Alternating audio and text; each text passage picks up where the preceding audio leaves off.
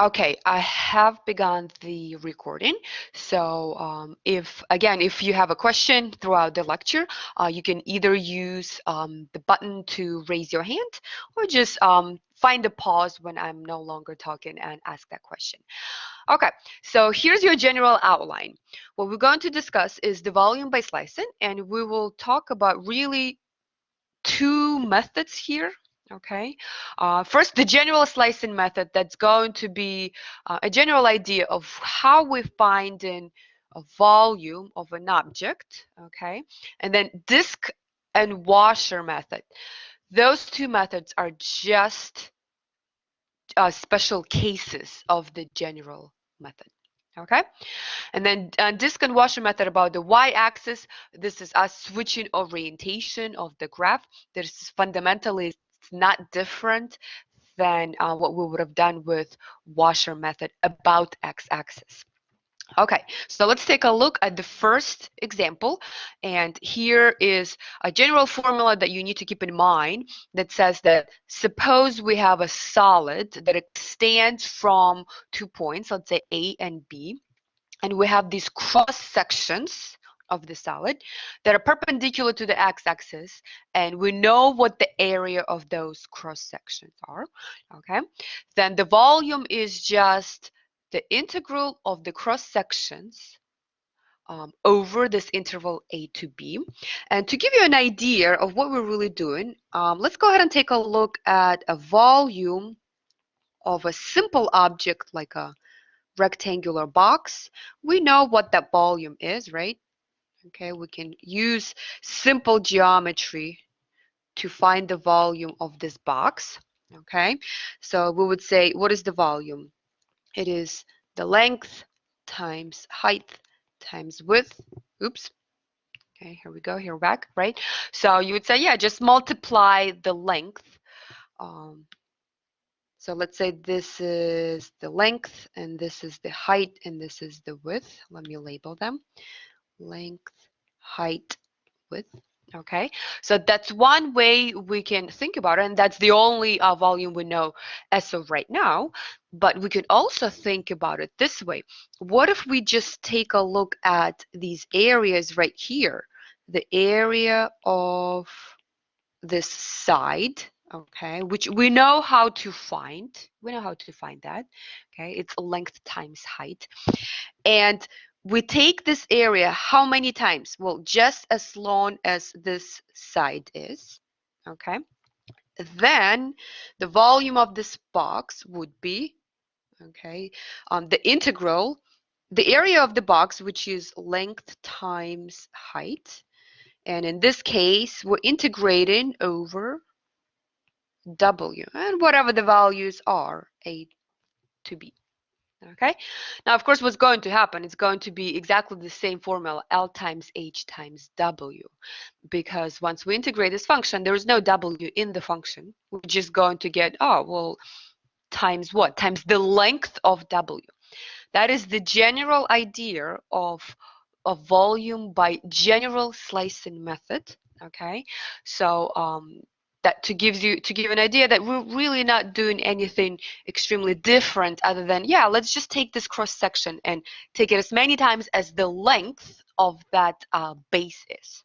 Okay, so let's take a look at the first example, and this will make a little bit more sense once we go through several examples.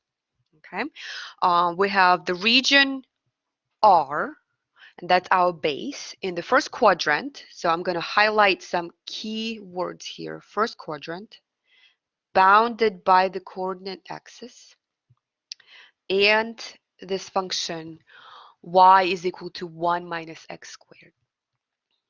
Okay, so that is our R, and that's our first step in creating a picture for this particular problem. Okay, so how are we going to set up our picture? The axis here might seem a little strange to you, but I think this is a good idea to start getting used to the orientation of axis for three-dimensional space, which is that's where we live, right?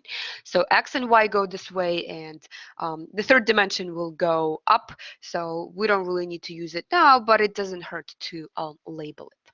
Okay, so what am I doing here? I'm looking at this function y is equal to 1 minus x squared. What does that look like? It's a parabola, right? It's a parabola that opens down. So it would look something like this. Okay, that's my parabola, and I'm reading my keywords. First quadrant, bounded by the coordinate axis, and the x-axis is there, and the function. Okay, so what is my r? My r is this part of the plane. That is my r. Okay, that's the base. So let's label this r. Okay, that region that I shaded in purple. And what now? We'll generate a solid that has that base R, and the cross sections of this solid are what? Are squares. Okay, so let's highlight that. There are squares that are running, right? They're running parallel to the y-axis. So that's another key component of our description. They're parallel to the y-axis. Okay, so what does that look like? Then my squares will look like this. So here's one, and here's another. And there's infinitely many of them, right? And you just imagine you have all of these squares running across this entire base. Okay, so you're going to generate this three-dimensional object. Okay, if it helps, make a couple more pictures of your squares. You know, they're small at the beginning, they get bigger and bigger, and the one over here is the largest, right? So it has the largest base. Okay, so infinitely many of them stacked like this generate a three-dimensional object that we would like to find the volume of. Okay, so then the volume of this object, what do we need? We need to know the area as a function of x of each one of these squares. But we know what the area of a square is. Okay, so area of a square in general, what is it? Okay, whatever the side is squared. Okay, but what is our side? Our side is a function of x. Our side is 1 minus x squared. That is the height of, you know, when you think about it, y, what is y? Y is 1 minus x squared. Okay, so that means our volume is now computed by the following. We have an integral that goes from some points, right? So we'll determine what the limits are. For now, we're just plugging in the area of the squares. 1 minus x squared squared dx.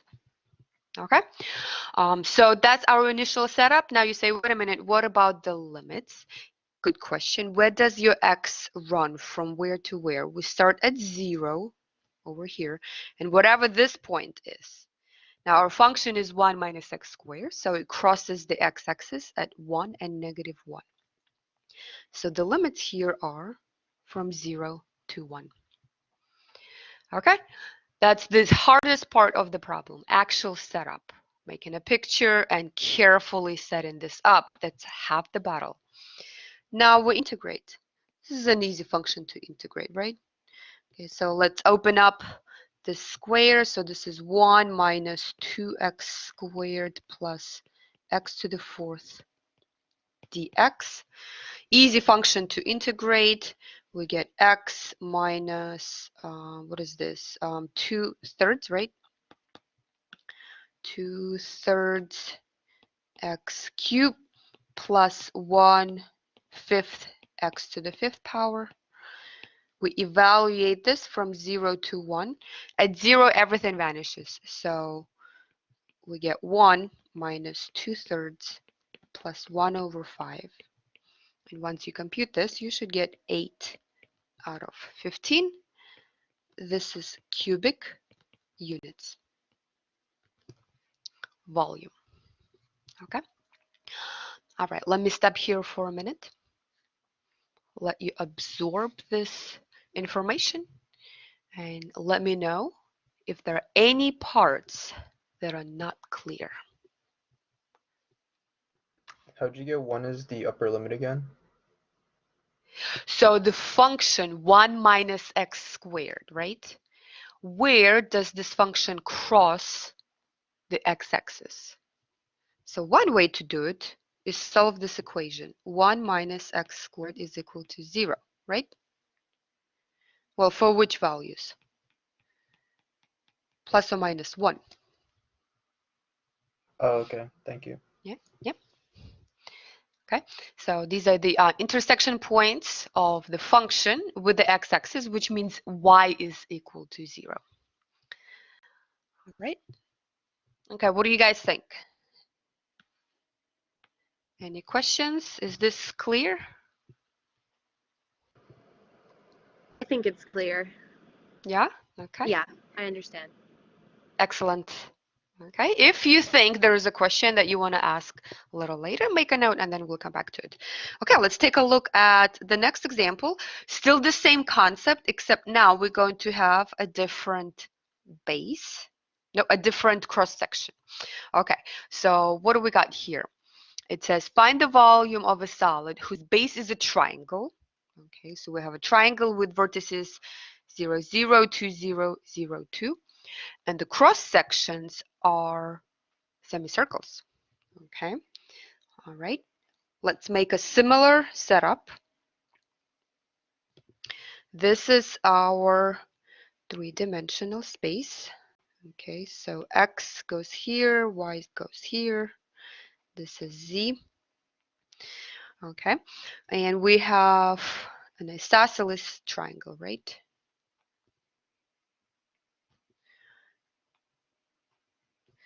So what are the points? This one is 2, 0. This vertex is 0, 2. Okay, that is my base of the three-dimensional object that we're about to generate. Okay, what else do they say? They're perpendicular to the base, they're parallel to the y-axis. So these guys are running parallel to the y-axis, perpendicular to the base. So they're standing straight up and they are semicircles. Okay, so what do they look like? It looks something like this. Here's one semicircle. Here's another one. And there's infinitely many of them, right? Okay, so if you can imagine infinitely many of these semicircles continuously going from the vertex to 0 all the way to the y-axis, then it kind of looks like a cone that's cut in half, right? Okay, so that's one way for you to visualize what is it that we're generating. Okay, all right, let's remind ourselves what the area of a circle is. Okay, we know the area of a circle is pi r squared, okay, which means the area of a semicircle is half of that. Okay, so the area of a semicircle will be 1/2 pi r squared. Okay, pi is just a number. We need to figure it out what that r is for our particular problem. Okay, and what is r? R would be half of this distance right here, right? The whole distance would be the diameter. So half of this distance that I'm highlighting would be our radius of the semicircle, okay? But we know what that one is. Well, we don't know it just yet, but we can find the equation of this line right here, the hypotenuse in this triangle, right? We can do that easily. So this is a line that it's a straight line that goes from 0, 2 to 2, 0, right? The slope is negative. The y-intercept is 0, 2. The equation is y is equal to 2 minus x. Okay, we know how to find equations of straight lines fairly easily. Okay, all right, so now what? We just need to put it all together. So what is our area in terms of x? It is 1/2 pi, and what goes in here? 1/2 of 2 minus x. Okay, squared. Oop, I did not square my r, so there it is. That is your area of the semicircle. So let me simplify this a little bit. So this would be 1/2 pi, and if I distribute the 1/2 inside these parentheses, I'm going to get 1 minus 1/2 x quantity squared. All right, now we set up our volume. Volume is the integral that goes from where? Where does x go from? X goes from 0 to 2, 1/2 pi, and it's 1 minus 1/2 x quantity squared, so I'm going to multiply this through. So this will be 1 minus double of the product, so that would be x, and then plus 1/4 x squared dx. Okay, now once again, this is easy to integrate. This is just a polynomial. So I'm going to pull out the constant, okay, 1/2 pi.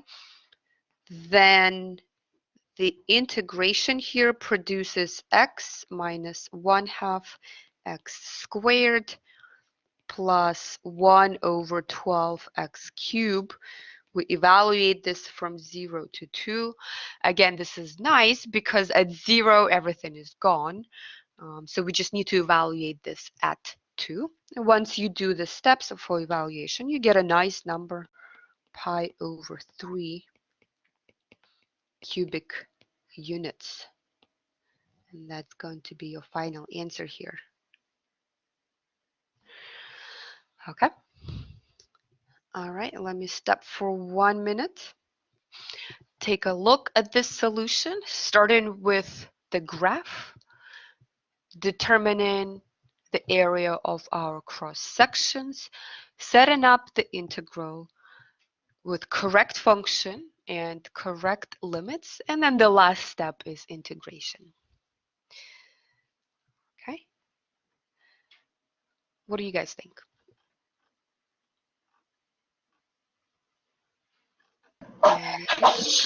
I might just be overlooking this, but where did the second 1/2 come from in the area equation? Let's see. Okay, so let's take a look. Did I put one too many?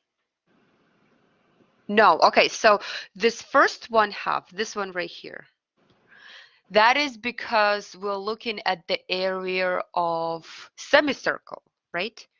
Not full circle. So is this 1/2 okay? Yeah, that one's good. The 1/2 below it after the pi is the one that threw me off.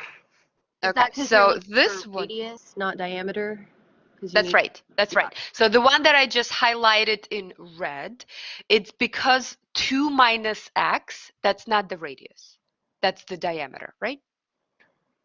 Okay. We need the radius, so that's why we cut it in half as well. Okay. Thank you. Yep. Okay. All right. Let's see. Any other questions? What do you guys think? How are these problems in general?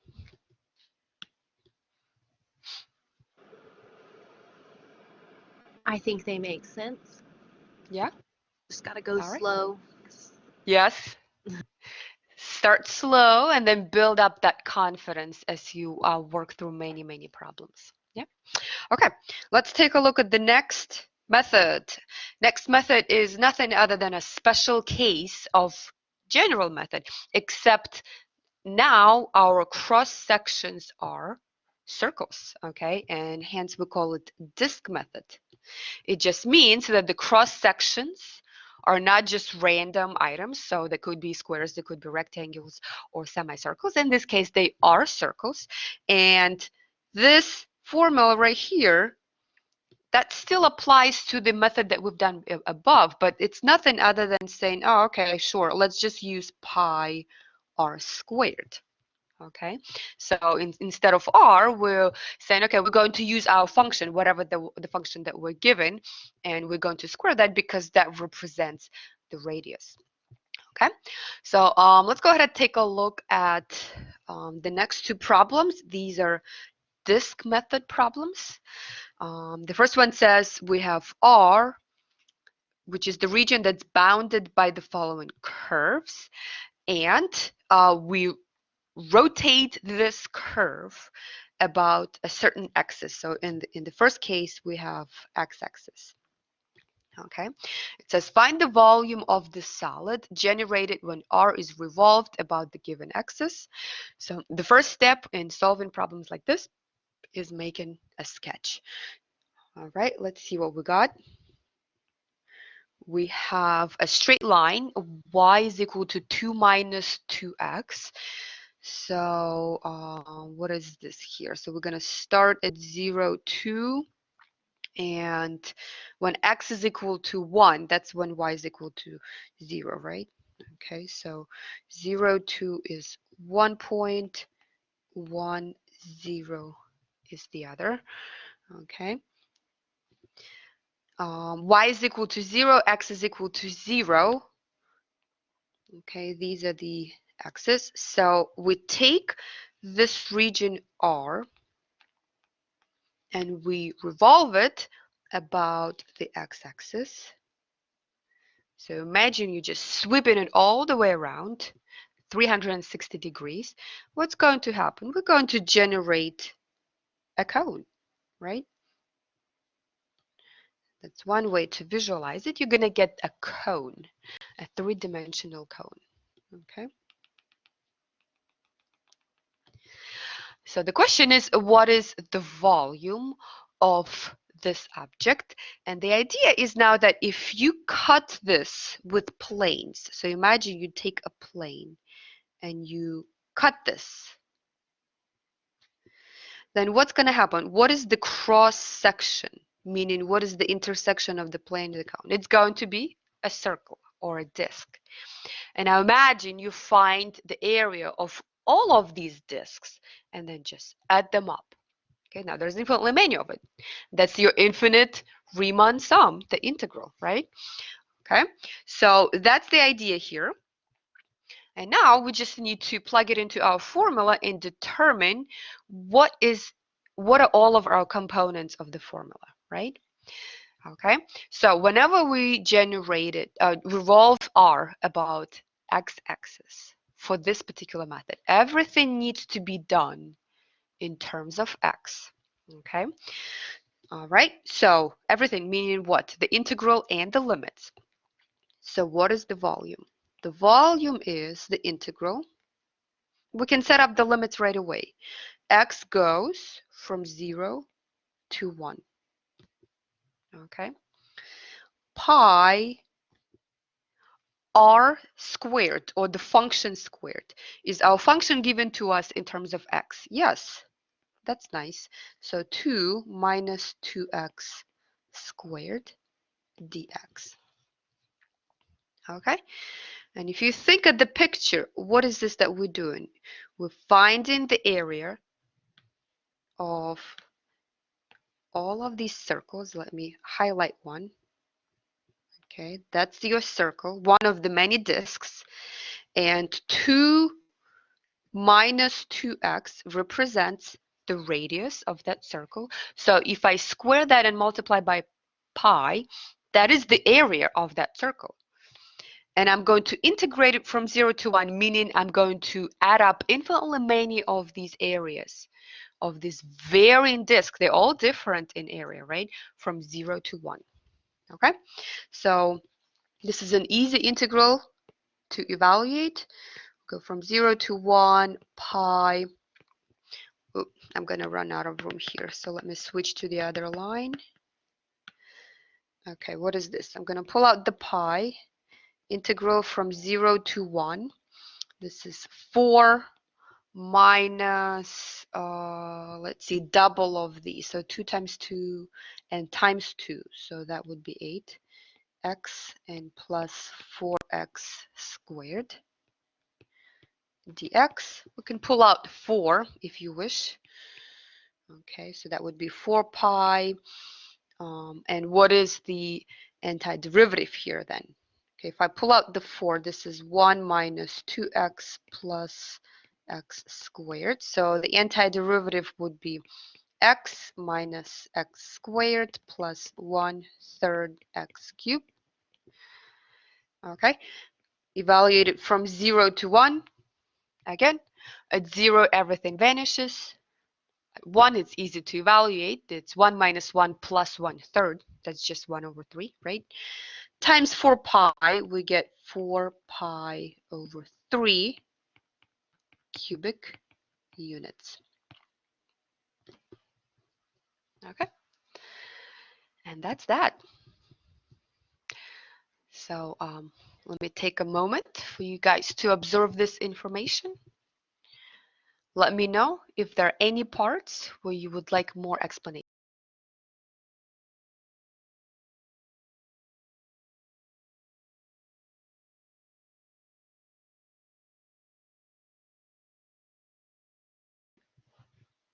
No questions?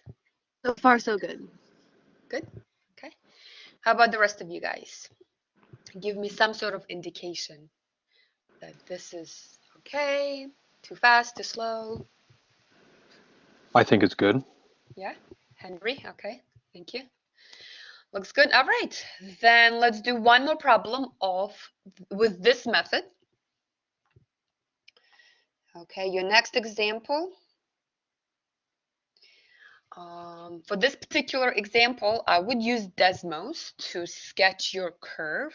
I do not expect of you guys to do this by hand. Okay, and again, when you work on things like, let's say an activity that's due next week, feel free to use Desmos for graphing anything. That's completely fine. So if you don't feel like doing it by hand, there are tools available for you to use. Okay, what do we have? We have R, that's the region that's bounded by these curves. So I have 1 over 4th root 1 minus x squared. Then the x's, then we have x is equal to 1/2. And we're revolving this region about the x-axis. Okay, let's make a sketch. Here's our plane. The function 1 over this radical. Again, use your graphing calculator or Desmos to make this curve. It's gonna look something like that. Okay, and then we have y is equal to 0, x is equal to 0, x is equal to 1/2. That's a vertical line. So this is x is equal to 1/2. Okay, and we are going to revolve this piece right here. Okay, we're going to revolve it about the x-axis.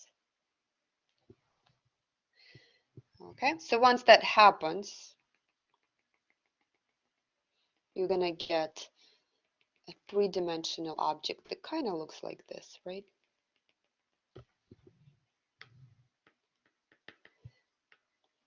Okay, so how do we find the volume of this weird looking 3-dimensional object? Well, we need to know the limits, and we need to know what our function is. Okay, so again, think about it this way. Why is this a disk method? I'm going to take a plane and just cut it.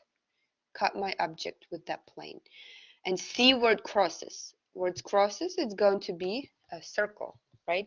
Now, just to make it clear, this object is not a solid, right? Okay, so we're not talking about solid objects. We're just, well, wait a minute. Let me think about it. No, it is a solid. This is a solid, but the cross section is just a disk where we have R right here. Okay, that's our R. Let me label it a little bit better. Okay, this is my R. But it is nothing other than 1 over the 4th root 1 minus x squared. Okay, so what is our area, the cross sections area? That would be pi, this quantity squared. Okay, now we can set this up. Everything is in terms of x, so the volume is the integral of the area. We go from where? We go from 0 to 1/2.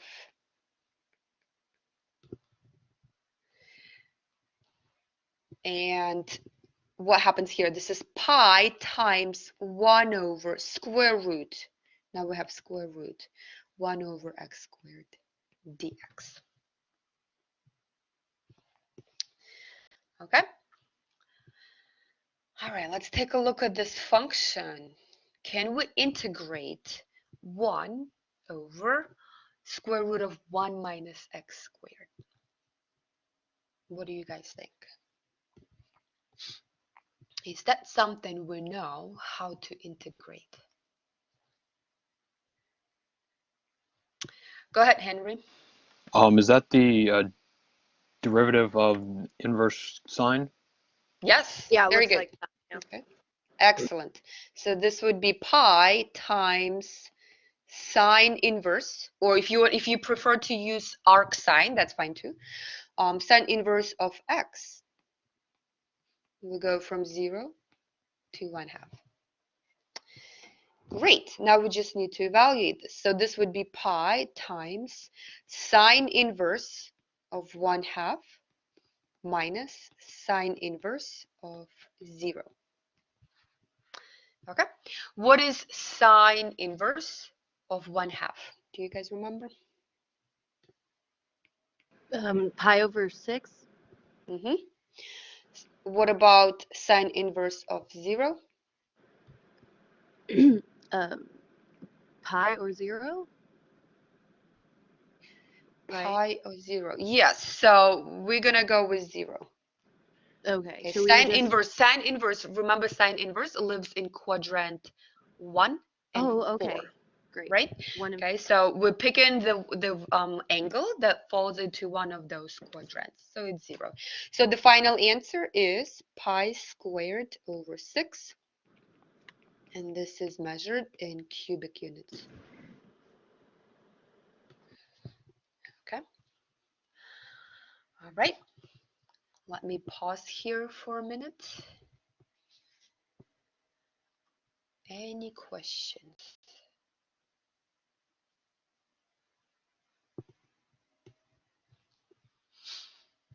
So we've covered 4 examples so far. How do you guys feel in general about these applications? And remember, this is week 1, so I'm not looking for saying, yeah, I got it. But what's your first impression of these problems? I think the hardest ones are about the y-axis. My brain doesn't like picturing that. Yes, so I understand what you're saying. Yes, so usually students are pretty good about these problems when they're in the orientation that we're so used to dealing with, right? But as soon as you switch it around a little bit, it's like, ooh, new math. No. So yeah, I get that, and that's why practice makes it really, really well for you to do. Okay, so stick to it. It does click a little bit better once you do enough practice problems. Did you see But remember, yeah, go ahead. Did you see the question I emailed you? When did you email that? Just earlier today. It was just one of the homework questions that stumped me. I was wondering if we could go over that or one like it. Sure. Once we cover all of the examples, I can look up at my email. Great. I Thank thought you I so cleared everything. Yeah, so once we cover all of the examples, definitely remind me and we will go through a problem from the homework. Okay, thank you. I will. Sure. Okay, washer method about x-axis. Okay, what's the deal with the washer method? The washer method is just an extension of a disk method, except now your cross sections are not circles, or not disks, but they're rather disk with a hole in it, which is what a washer looks like, right? And the picture here that you might want to think of, that now your region R looks like what? It's bounded by 2 functions. Okay, so something like this. And one of them is not necessarily the x-axis. So let's say this is my f and this is my g, and we're rotating this piece right here. Okay, the one that I highlighted in purple. And once you rotate this about, let's say, x-axis, you're going to get that gap, that hole. And that's where the washer name comes from. Okay, so now if you look at the function here, at the formula, your formula says, okay, so what we're going to do pi times the top function squared minus the bottom function squared. And let me go ahead and make sure that it's not the same as f minus g squared. This is not the same. Okay, we do square the functions first and then we subtract them. And really what we're doing, we're subtracting the two volumes. We're finding the big volume if it was just the function f, and then we're subtracting the volume if it was just the function g, and we find that stuff in the middle. That's what we want. Okay, so that's your general function of a formula to keep in mind. Okay, again, you don't need to memorize these. These are all in the textbook, and these notes will be uploaded. So what you want to do, you want to have them handy. You want to have them in front of you as you solve problems for homework, activities, and tests. So let's go ahead and take a look at the next example. Let's take a look. What do we have? We have R, that's the region that's bounded by the curves square root of x and x squared, between 0 and 1, and then we're going to revolve this piece about the x-axis. Okay, so first things first, we're going to make a sketch.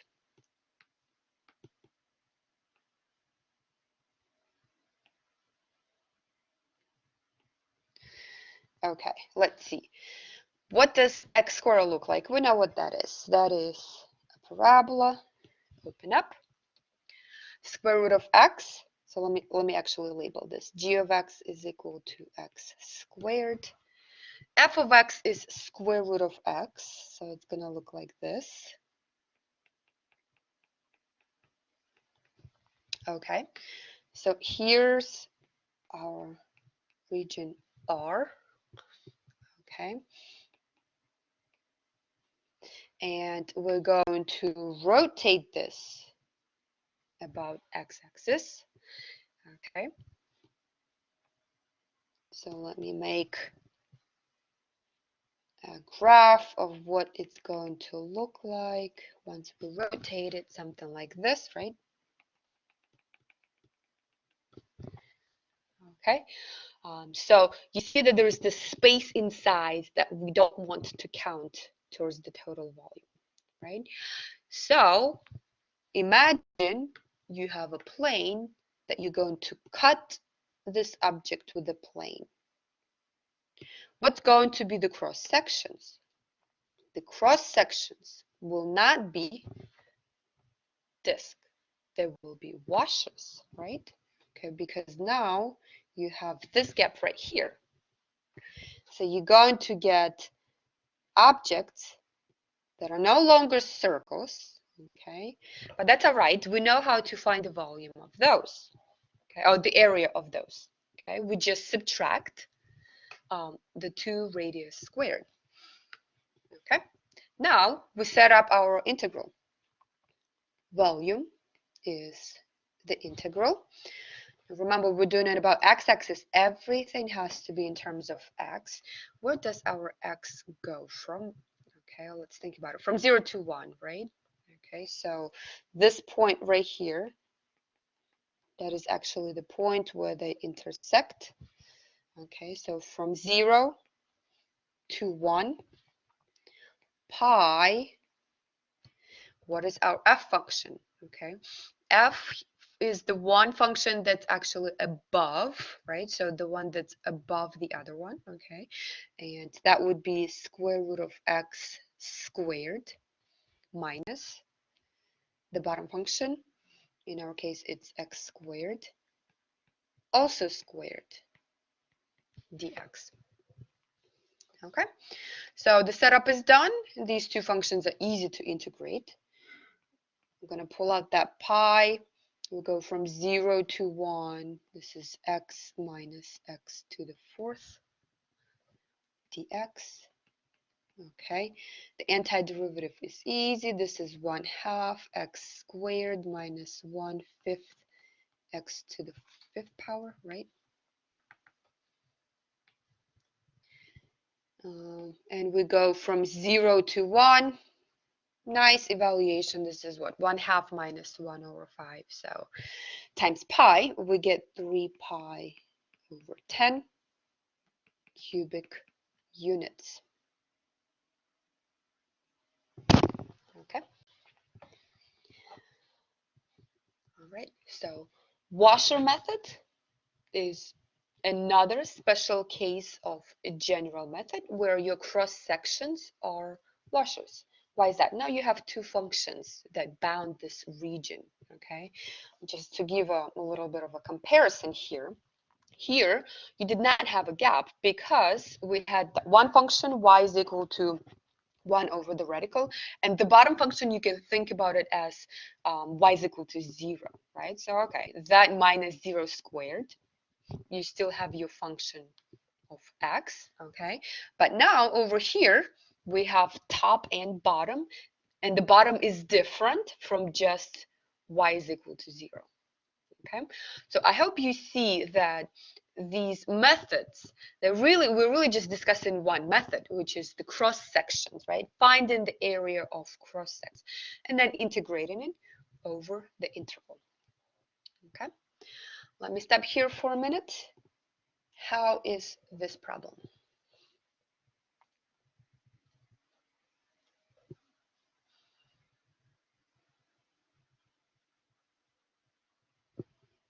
That's good. Am I still with you guys? Good. Paige? Yeah, Yeah. I feel good about it. That's great. Okay. All right, I see some students commenting. This makes sense. All good. All right, let's do one more before we take a look at a problem where we rotate things into different ways. Okay, and we'll see if we get a different result. Okay, what do we have here? R is the region bounded by the following curves. Find the volume of the solid generated when R is revolved about the given axis. So I have y is equal to x. That's my identity function. Y is equal to x plus 2. That's a shifted function. And then x is equal to 0 and x is equal to 4. Okay. These functions are easy to sketch by hand. Y is equal to x. It's a straight line that goes through the origin at 45-degree angle. Y is equal to x plus 2. It's that same line, but it's shifted 2 units up, right? And then x is equal to 0. That's the y-axis.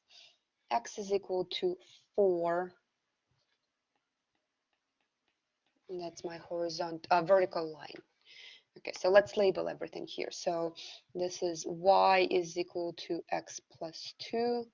This is y is equal to x. And this is the piece that we're going to rotate and revolve about x-axis. Okay, all right, the picture is done. So now let's remind ourselves we're rotating everything about x-axis.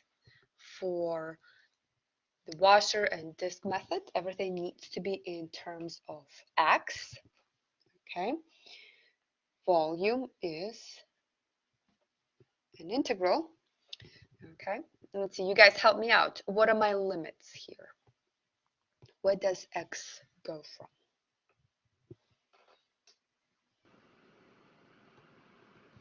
Let's do the 4. 0 and 4. Very good. 0 to 4. So it's this range right here, right? We go from 0 to 4. Okay.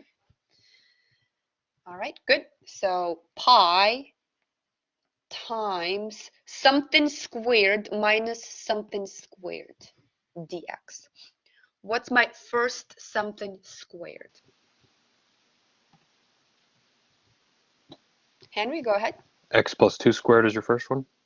That's correct. So x plus 2, that's my top function, if you will. Okay, minus, what's the other one? X. Yeah, good. Okay, that's the whole battle as far as the setup goes, right? The setup usually is the hardest part. Okay, once we set this up carefully, we're good to go. So this is pi times the integral from 0 to 4. And what do we get inside? X squared plus 4x plus 4x plus 4 minus x squared dx. Oh, we end up integrating a really simple function. Okay, so that would be pi times what? This is 2x squared plus 4x. We evaluate this from 0 to 4. At 0, everything is gone. Just plug in 4. Once you do your computation, you're going to get 48 pi. Cubic units, that is your final answer. Okay. All right. What do you guys think? Cubic units. Any questions? How are we feeling about these 6 problems that we've done so far?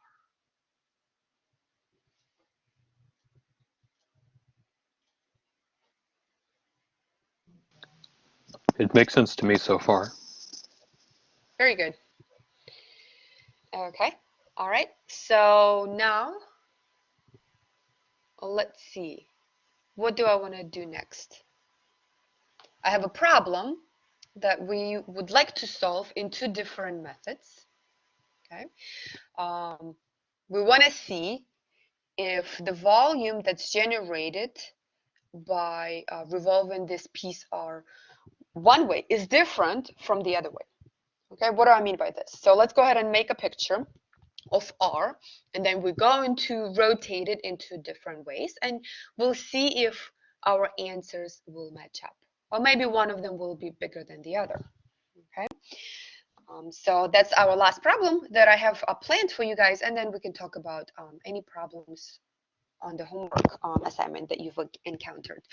Okay, so R is bounded by this line 4 minus 2x and the coordinate axis. So let's make a sketch.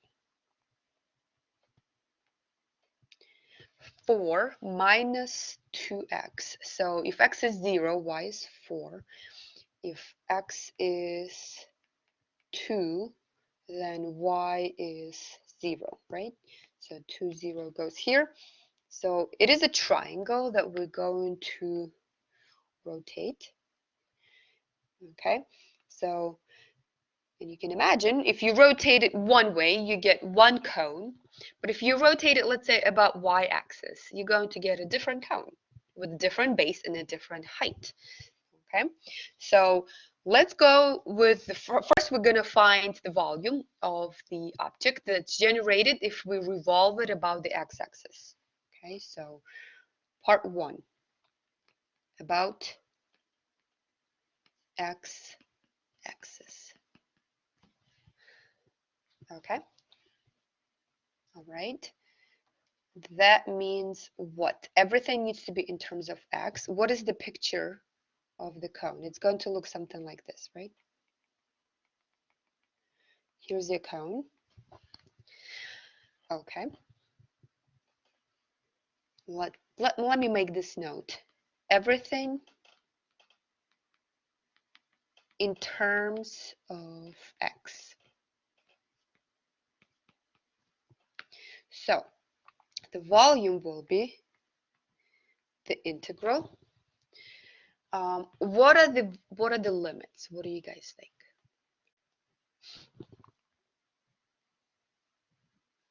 If it's in terms of x, Where does my x go? 0 to 2. Okay, good. From 0 to 2. Okay, if I cut this cone with planes, what are the cross sections that I get? What kind of objects are they? Circles. Yes. So I'm finding the areas of circles. Okay. Do I have my function in terms of x? Yes. 4 minus 2x. So pi times 4 minus 2x squared dx. Okay. That's going to give me the volume of this cone if we generate it by revolving this triangle about the x-axis. All right, let's go ahead and find this volume. So this is pi times the integral from 0 to 2. And I'm going to square this. So this is going to be 16 minus the double of the product. So that's 16x plus 4x squared dx. Again, not too difficult to integrate. This is a polynomial function. So we get 16x minus 8x squared plus 4/3 x cubed. And we go from 0 to 2. At 0, everything is gone, so we just need to evaluate this at 2. Once you do this carefully, you're going to get 32 pi over 3. Okay, so let's highlight this answer right here.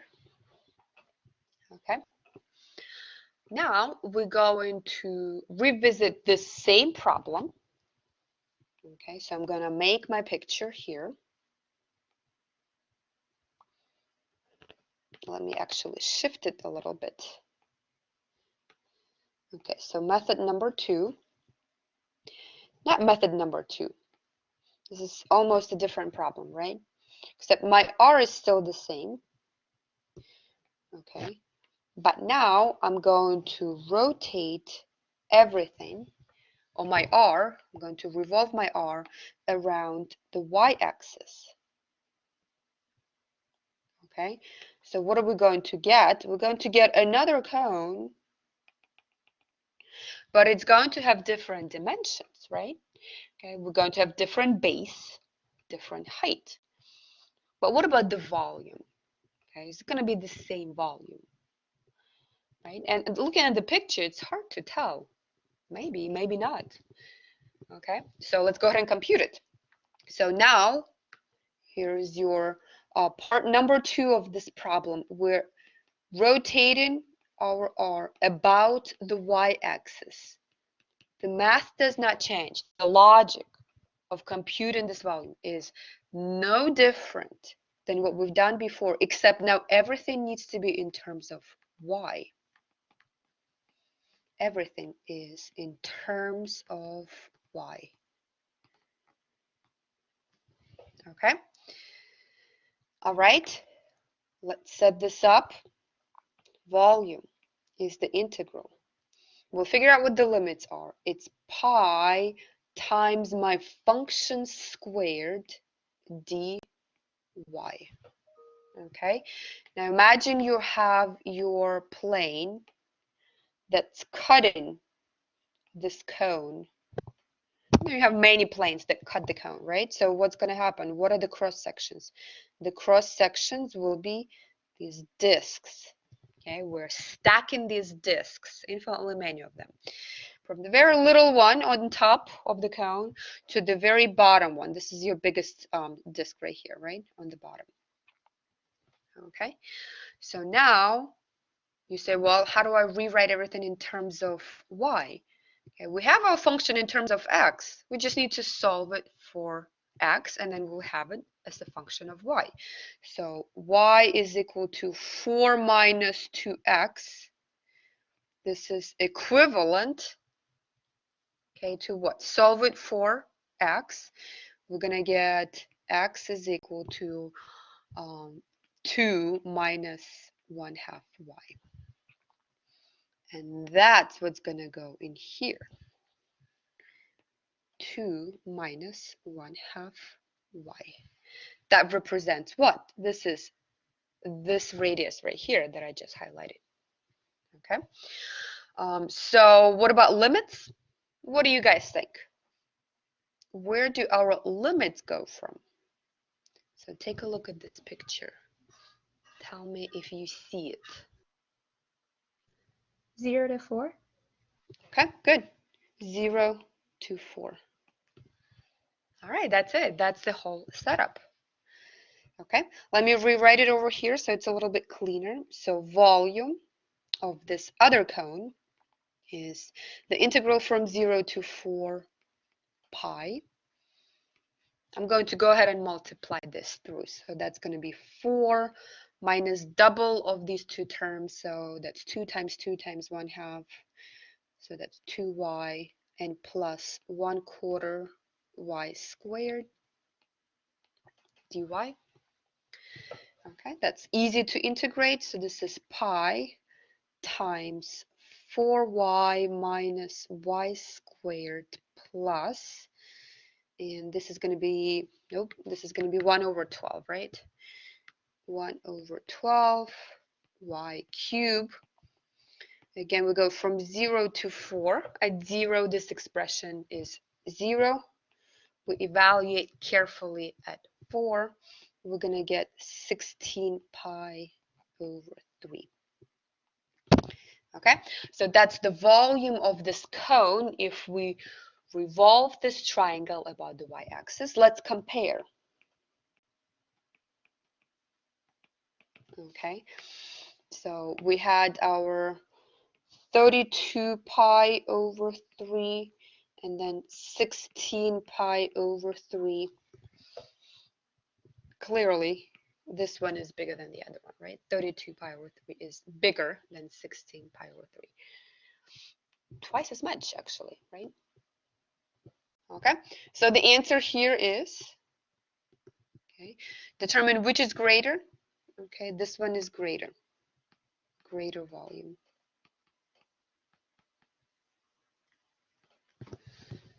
Okay.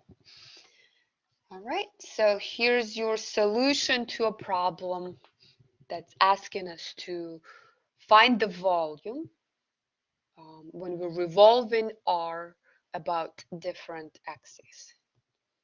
Okay, so take a minute.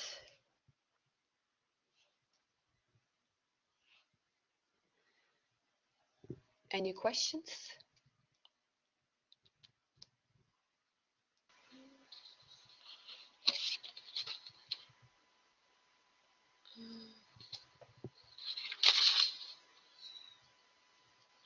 For example, for the square root, do we leave the 4 out?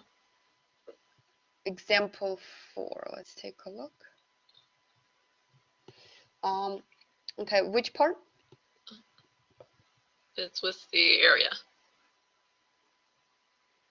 Example 4. Is the am I looking at the correct problem page? Yeah. Okay, so what is your question here?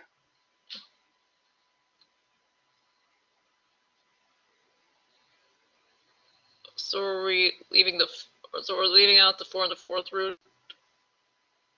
No, because we squared, right? Oh yeah.